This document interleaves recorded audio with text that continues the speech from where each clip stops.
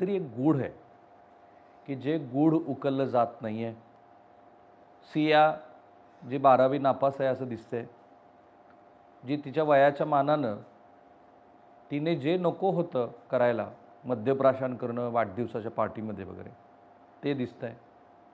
आणि सिया की जी केतनबरोबर ज्यावेळेला त्याचा वाढदिवस साजरा झाला किंवा तिच्या वाढदिवसाच्या निमित्ताने केतन काहीतरी प्लॅन करतोय, त्यावेळेला आनंदी दिसतीये.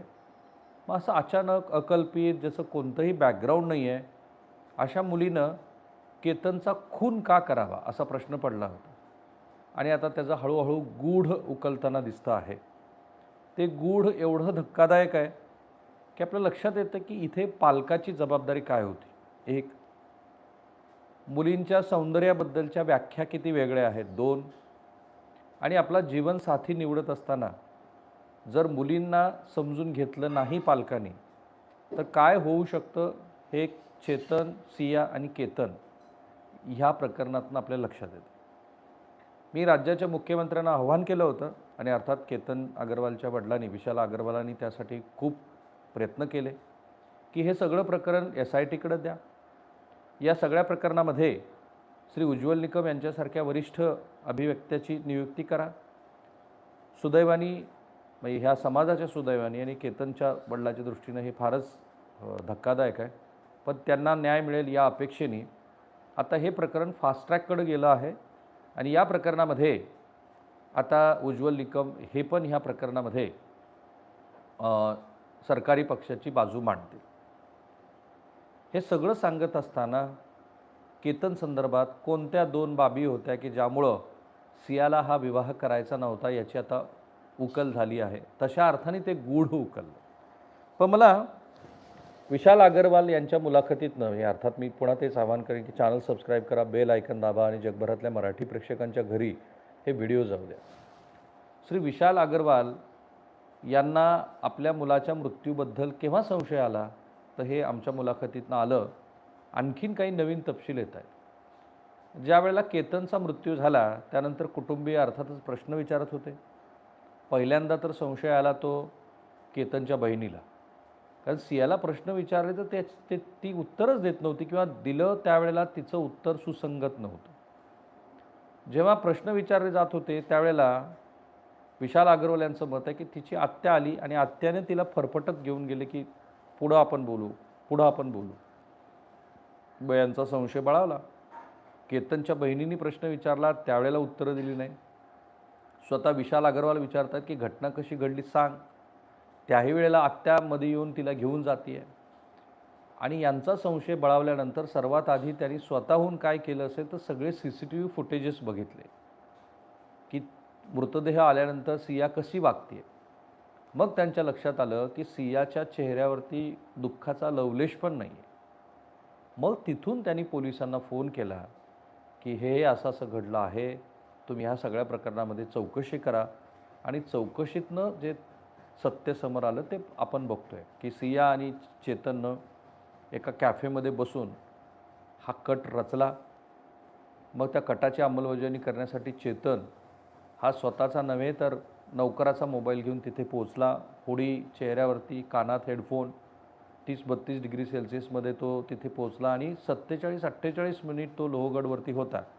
त्या काळामध्ये त्यांनी जाऊन हे जे सियानं केलं ते प्रत्यक्षात दोघांच्या सहमतीनं झालं. आता ते दोघांना ज्या वेळेला समोरासमोर बसवलं त्यावेळेला लक्षात येतं आहे की ते दोघंही एकमेकावरती ते ढकलतात. सियाने ढकलून दिलं की चेतनने ढकलून दिलं वगैरे.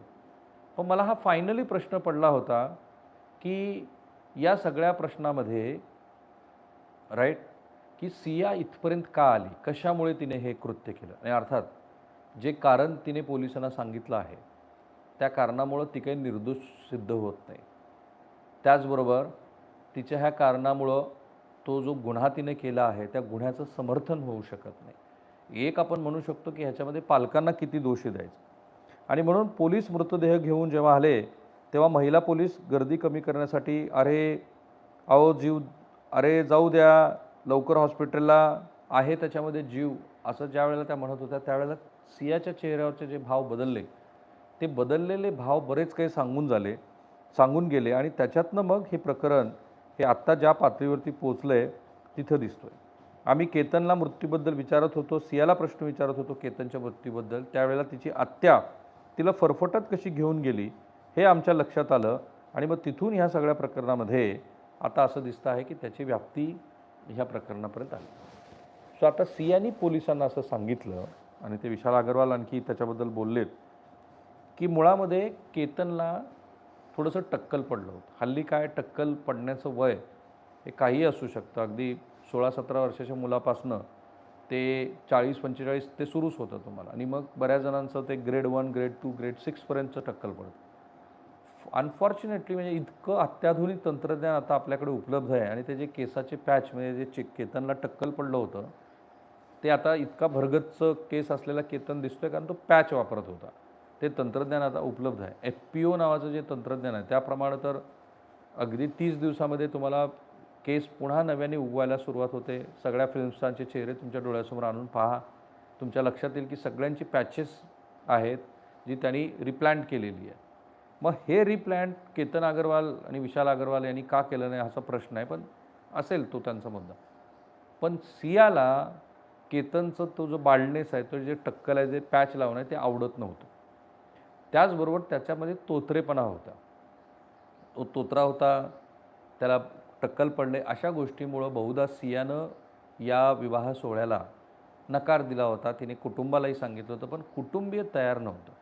का आता माझ्याकडे जी माहिती आली त्याप्रमाणे चेतन आणि सिया यांच्यामध्ये प्रेम प्रकरण आहे हे कुटुंबियांना ज्यावेळेला एक क्रिकेटची स्पर्धा होती जानेवारी महिन्यात त्यावेळेला लक्षात आलं. सियाचा भाऊ ही वॉज वेल अवेअर, त्याला ते सगळं माहिती होतं. आता जसं कुटुंबियांच्या हे लक्षात आलं तसं गोयल आणि चेतनच्या कुटुंबामध्ये असलेली आर्थिक दरी ही त्यांना खुपत होती असं आता दिसतं आणि ती खुपत असल्यामुळं केतन अग्रवाल यांच्याबरोबर त्यांनी विवाहासाठीचा प्रस्ताव दिला. सुरुवातीला ती 19.5 वर्षाची होती त्यावेळेला त्यांनी नकार दिला केतनच्या वडिलांनी, विशाल अग्रवालांनी. खूपच ते आग्रह करू लागल्यानंतर मग त्यांनी विचार केला. केतन ते आणि त्यांचे कुटुंबीय सियाला भेटले, सियाला त्यांनी विचारले, एंगेजमेंटमध्ये पण त्यांनी विचारलं. त्यावेळेला ते खुश आहे असं वाटलं आणि मग तो विवाह जुळला. इकडे सियाच्या आईवडिलांना चेतनबरोबर विवाह करून द्यायचा नाही आहे कारण त्याची आर्थिक परिस्थिती गोयल इतकी चांगली नाही आहे. सियाला केतनबरोबर विवाह करायचा नाही आहे कारण केतनला टक्कल पडलं आणि तो तोत्रा आहे असं तिचं मत आहे. तिला लक्षात आलं आहे. अग्रवालांना ही माहितीच नाही. अग्रवाल आपले निष्पापपणे त्या सगळ्या लग्न सोहळ्यासाठी गेले. मग त्याच्या बातम्या आल्या की ते उदयपूरमध्ये पॅलेस बुक केला होता. 2 चॉपर्स विमानं पण त्यासाठी बुक केली वगैरे. त्याच्यावरती विशाल अग्रवालांचं मत आहे की ते खोटं आहे. सो हे ते गूढ होतं जे गूढ आज उकललं, जे मी महाराष्ट्रासमोर सांगितलं. या सगळ्या प्रकरणामध्ये शेवटी सियानं नको तो निर्णय घेतला आणि आज दुर्दैवाने आपल्यामध्ये केतन नाही. आता आम्ही जे सरकारला आव्हान केलं होतं त्याप्रमाणे सरकारने हे सगळं प्रकरण आता SITकडे दिलं आहे. श्री उज्ज्वल निकम हे सगळं प्रकरण पाहत आहेत आणि मला आशा आहे की ज्या पद्धतीचा बचाव आता सिया आणि त्याच्या कुटुंबियाकडनं म्हणजे ॲटलिस्ट सियाकडनं केला जातो कारण सियाची आई तर म्हणाली की तिला ज्या ठिकाणातनं तिने केतनला ढकलून दिलं तिथूनच तिला ढकलून द्या. ही उद्विग्नता आहे. पण हळूहळू त्या उद्विग्नता कोर्टापर्यंत हे प्रकरण जाईपर्यंत टिकते का? कारण आता सियाचा जामीन तर इतक्यात होणार नाही. पोलीस तपास आणि ते सगळं प्रकरण होऊन 90 दिवसात चार्जशीट येते का ते सगळे बघायला लागेल. पण जे काही घडलं ते प्रचंड धक्कादायक आहे. जसं मुख्यमंत्री म्हणाले की समाजातल्या ह्या स्तरामध्ये जे काही पसरत चाललं आहे ते अनेकांच्या मते सोशल मीडियाचा इन्फ्लुएन्स आहे. माझ्या मते सौंदर्याच्या ज्या व्याख्या बदललेल्या आहेत मुलींच्या, कारण सगळं चकाचक दिसतंय तुम्हाला. तुमचा आयफोन चकाचक आहे, आयफोनमधनं येणाऱ्या प्रतिमा चकाचक आहेत. तुमच्या इंस्टाग्राम आणि फेसबुकवरती ज्या प्रतिमा अपलोड होत आहेत त्या चकाचक आहेत.